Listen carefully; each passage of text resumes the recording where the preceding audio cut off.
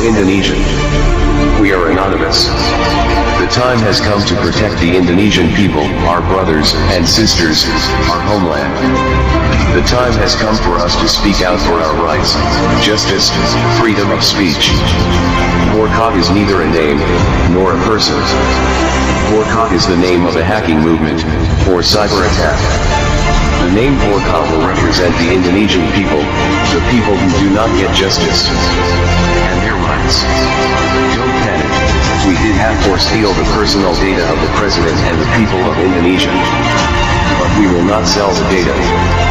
𝘽𝑟𝑎𝑘𝑎𝑛 exists because of monsters.